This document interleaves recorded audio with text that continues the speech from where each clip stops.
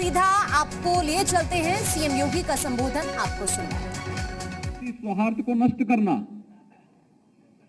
और हम लोगों ने तब भी मैंने 1999 में इस बात को कहा था,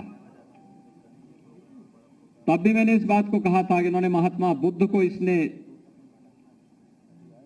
इसके माध्यम से भारत की आत्मा को ठेस पहुंचाने का कार्य किया था। एक दिन इनकी बड़ी दुर्गति होगी जिन्होंने महात्मा बुद्ध की मूर्ति को तोड़ा है। और भाइयों बहनों, आपने देखा होगा उसके कुछ ही दिनों के बाद जब अमेरिका के ड्रोन बम वहां गिर रहे थे और तालिबान के ऊपर उनकी चमड़ियां बारूद से झुलसती जा रही थी, तो हम लोगों ने कहा था महात्मा बुद्ध के साथ किए गए आपकी क्रिया की ईश्वर तुम्हें उसकी प्रतिक्रिया दे रहा है।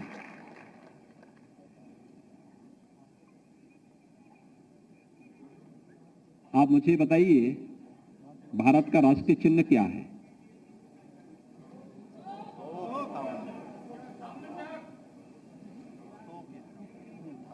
भारत के तिरंगे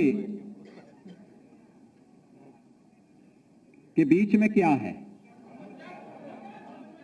याद रखना, भारत का जो राष्ट्र चिन्ह है वह अशोक की लाट के ऊपर जो सिंह है ना, वही भारत का राष्ट्र चिन्ह बना है।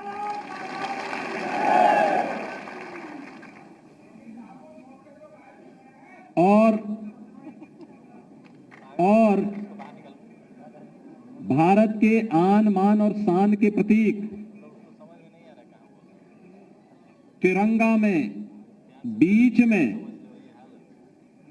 जो मणि है वह धर्म चक्र है। धर्म चक्र प्रवर्तनाय की प्रेरणा, ये दोनों की प्रेरणा कौन देता है? अशोक। भारत का स्वर्ण युग कौन सा था? चंद्रगुप्त मौर्य का था। भारत की सीमाएं कहां से कहां तक फैली थी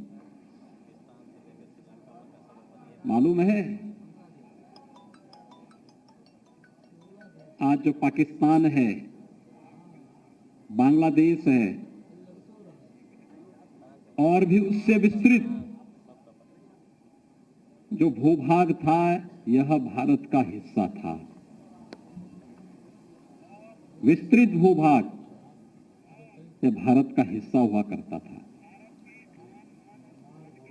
लेकिन समय के अनुरूप हम अपनी एकता को बनाए नहीं रख पाए, और जाने अनजाने में मध्य एशिया से जुड़े हुए उन बर्बर जातियों को हमने यहां पर हमला करने के लिए मजबूर कर दिया, और वे लोग यहां आकर के हमारी संपदा को लूटते गए, तोड़ते गए, नष्ट करते गए। और एक समय वो था जब चंद्रगुप्त मौर्य का सामना, यानी इतिहास कैसे विकृत किया जाता है। इतिहास ने अशोक को या फिर चंद्रगुप्त मौर्य को महान नहीं बहुत बताया। किसको बताया? चंद्रगुप्त मौर्य से जो हारा था वह सिकंदर को महान बता दिया। कितना धोखा देश के साथ हुआ है। लेकिन इतिहासकार इन सब मुद्दों पर मौन है। कारण है, अगर ये सच्चाई जिस दिन भारतवासियों के मन में आ जाएगी तो समाज फिर से खड़ा हो जाएगा, और समाज जब खड़ा होगा तो देश खड़ा हो जाएगा। प्रधानमंत्री मोदी जी आज इस देश को ही खड़ा कर रहे हैं। एक भारत श्रेष्ठ भारत की जब बात होती है, इन्हीं सब मुद्दों को लेकर के होती है। याद करिए, आज से 7 वर्ष पहले देश का कोई गांव ऐसा नहीं था जिसमें आप पैदल चल सकते हो, गंदगी मिलती थी। आज हर गांव में आप जा सकते हैं, साफ सुथरा माहौल मिलता है, क्योंकि हर एक गरीब के घर में शौचालय आ गया है। 2014 के पहले आवास योजना का लाभ चेहरा देख करके मिलता था। सत्ताधारी दल के हैं तो मिलेगा, नहीं तो नहीं मिलेगा। विधायक आपकी जाति का है तो मिलेगा, नहीं तो नहीं मिलेगा। आज तो देश के अंदर 10 करोड़ लोगों को आवास मिल गए। 10 करोड़ लोगों को, 10 करोड़। 10 संख्या कम होगी, लेकिन जब उसको आप बिंदी बढ़ाते जाएंगे ना एक के आगे, और जब गिनेंगे, अकेले उत्तर प्रदेश में यानी कितनी बड़ी संख्या में आवास दिए जा रहे हैं। 43 लाख आवास अब तक हम लोग प्रदेश के अंदर यहां के गरीबों को दे चुके हैं। भाइयों बहनों, 5 लाख रुपए की स्वास्थ्य बीमा का कवर। किसी को कैंसर होता था, किसी की किडनी खराब हो गई दुर्भाग्य से, आपने देखा होगा, ये मान लिया जाता था, किडनी खराब हो गई थी, मान लिया जाता था कि अब इसका कोई भी हालचाल लेगा नहीं। कैंसर हो गया तो मान लिया जाता, असाध्य हो गया बीमारी। लेकिन भाइयों बहनों, आज आपने देखा होगा, आयुष्मान भारत के अंदर और मुख्यमंत्री जन स्वास्थ्य सुरक्षा योजना के अंतर्गत, जन आरोग्य योजना के अंतर्गत हर एक व्यक्ति के लिए 5 लाख रुपए सालाना स्वास्थ्य बीमा का कवर तैयार है। लाखों लोग, करोड़ों लोग देश के अंदर इस सुविधा का लाभ ले रहे हैं। ये सुविधा पहले भी दी जा सकती थी। और 2 चीजें साफ हैं, वर्तमान में कोरोना महामारी का सामना पूरी दुनिया कर रही है। महामारी या बीमारी किसी को चेहरा देख करके नहीं आती है। जो उसकी चपेटे में आएगा वो उसका शिकार हो जाएगा।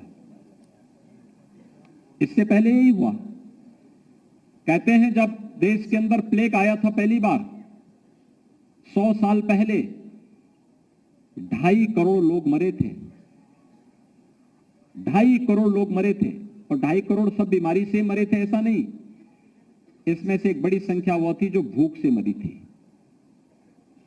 क्योंकि लोग अस्त व्यस्त हो गए, सब कुछ भाग गए, लोग जहां था छोड़ करके गांव के गांव सफाई हो गए। लेकिन कोरोना महामारी में उससे ज्यादा तीव्र महामारी थी। और कोरोना महामारी में आपने देखा होगा, टेस्ट फ्री, उपचार फ्री, राशन फ्री, और राशन फ्री के साथ साथ मुफ्त में टीका, यानी फ्री में वैक्सीन, सबको वैक्सीन फ्री, ये प्रधानमंत्री मोदी जी ने दिया। पहले दवा के बहाव में लोग मरते थे और फिर भूख से मौतें होती थी। आज भूख से भी मौत नहीं हुई, और लोगों को फ्री में उपचार की व्यवस्था भी केंद्र की सरकार ने और प्रदेश की सरकार ने पूरी मजबूती के साथ उपलब्ध करवाया। अमेरिका का हेल्थ इंफ्रास्ट्रक्चर हमसे अच्छा है, लेकिन भाइयों बहनों, वहां से बेहतर कोरोना प्रबंधन भारत का है, और उसमें भी उत्तर प्रदेश का सबसे अच्छा है।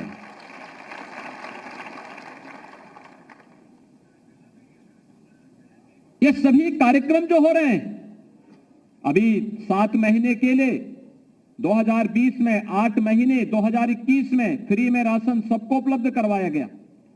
यहां पे कितने लोगों ने वैक्सीन लगाया है? वाह भाई, बहुत संख्यक आप सभी लोगों ने कहा। मैं सबका अभिनंदन करता हूं आपका। आपसे मैं आग्रह करूंगा कि जिन लोगों ने वैक्सीन नहीं लगाया उनको वैक्सीन लगाने के लिए प्रेरित करेंगे प्रेरित। ये हमारा राष्ट्रीय कार्य है, नेशनल मिशन है, और इस राष्ट्रीय कार्य में हम सबकी सहभागिता होनी चाहिए। यह केवल शासन प्रशासन का दायित्व नहीं है, हर नागरिक की, हर जिम्मेदार नागरिक की जिम्मेदारी बनती है। मेरा देश रोग से मुक्त हो, मेरा देश भूखमरी से मुक्त हो। प्रधानमंत्री मोदी जी ने 15 महीनों तक फ्री में राशन दिया, होली से लेकर दीपावली तक फ्री में राशन, और सरकार ने तय किया है कि दीपावली से लेकर होली तक फिर हम लोग फ्री में राशन देंगे। ये राशन में, इस राशन में खाद्यान्न तो देंगे ही देंगे।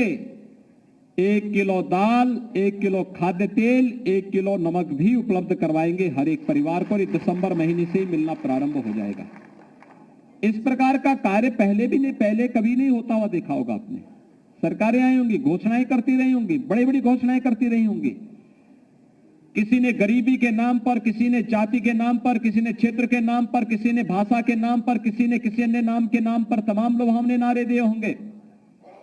लेकिन भाइयों बहनों, हम सबको इस बारे में देखना होगा, भारतीय जनता पार्टी ने जो कहा सो करके दिखाया है। जो कहा सो करके दिखाया। कोई इस मामले में इफ बट नहीं लगता है। जो कहा सो करके दिखाया। हमने कहा कश्मीर से धारा 370 हटाएंगे, हटा दिया गया, एक झटके से हटा दिया गया। भारतीय जनता पार्टी ने 2017 में कहा था कि संवैधानिक दायरे में रह करके अयोध्या की समस्या का समाधान करेंगे। अयोध्या में भगवान राम का भव्य मंदिर के निर्माण का कार्य आगे बढ़ रहा है।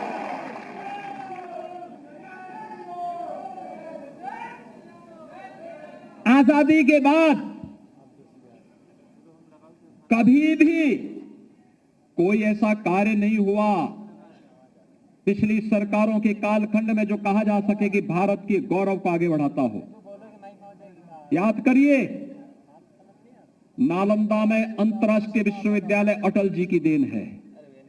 नालंदा का विश्वविद्यालय की चर्चा हो रही थी ना यहां पे भी। वह अटल जी ने फिर से उसका पुनर्निर्माण कराया। उसको किसने तोड़ा था? भाइयों बहनों, हमें नहीं भूलना चाहिए। जो लोग विभाजन की बात करते हैं, एक प्रकार से प्रत्यक्ष रूप से तालिबानीकरण को वह समर्थन देने का कार्य करते हैं। और आपने देखा होगा, तालिबान जैसे ही फिर से अफगानिस्तान में घुसा, तमाम स्वर उभरने लग गए थे तालिबान के समर्थन में। कठोरतापूर्वक कार्रवाई की गई, तब स्वर शांत हो पाए। तालिबान का समर्थन का मतलब मानवता विरोधी शक्तियों को समर्थन देना। बुद्ध के शांति और मैत्री के संदेश को रोकने की साजिश का हिस्सा है तालिबान का समर्थन करना। महिलाओं और बच्चों के विरोधी तालिबान के कृत्यों का समर्थन करने का मतलब महिलाओं और आधी आबादी का अपमान करना, बच्चों का अपमान करना। और कुछ लोग उस दिशा में आगे बढ़ाना चाहते हैं। हमें उससे सावधान होना होगा। एक दूसरा, महात्मा बुद्ध से जुड़े हुए सर्वाधिक स्थान उत्तर प्रदेश में, और कुशीनगर को अंतर्राष्ट्रीय हवाई अड्डा देने का काम भी प्रधानमंत्री मोदी जी ने किया है। उसका उद्घाटन भी हो गया है। और एयरपोर्ट का नाम भी किस नाम पे रखा गया है? महात्मा बुद्ध के नाम पर, भगवान बुद्ध अंतर्राष्ट्रीय हवाई अड्डा।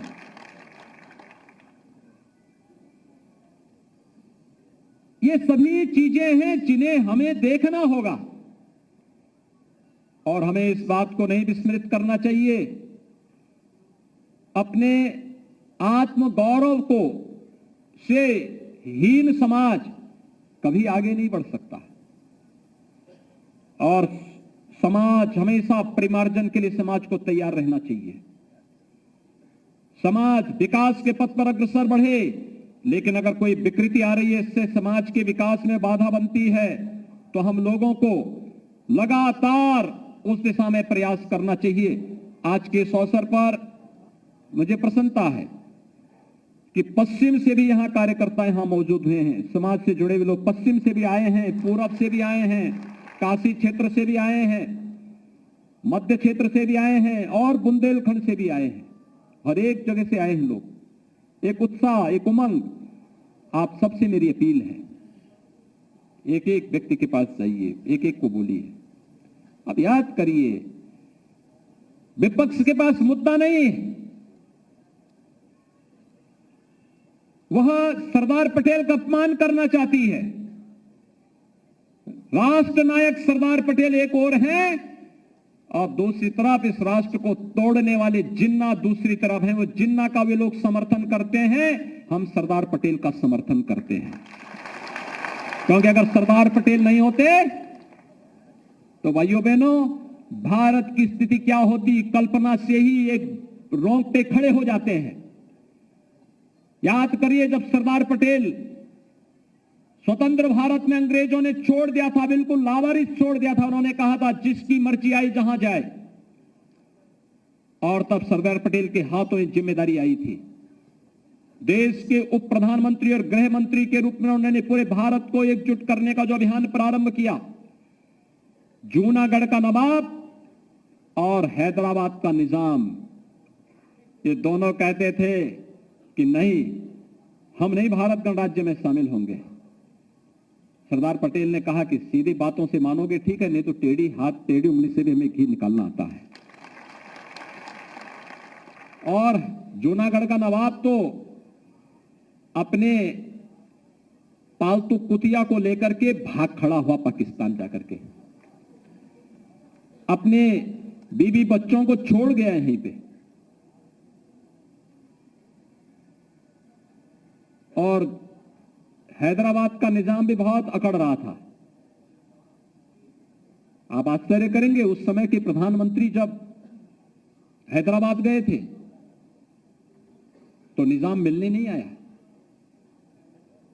तब सरदार पटेल स्वयं गए।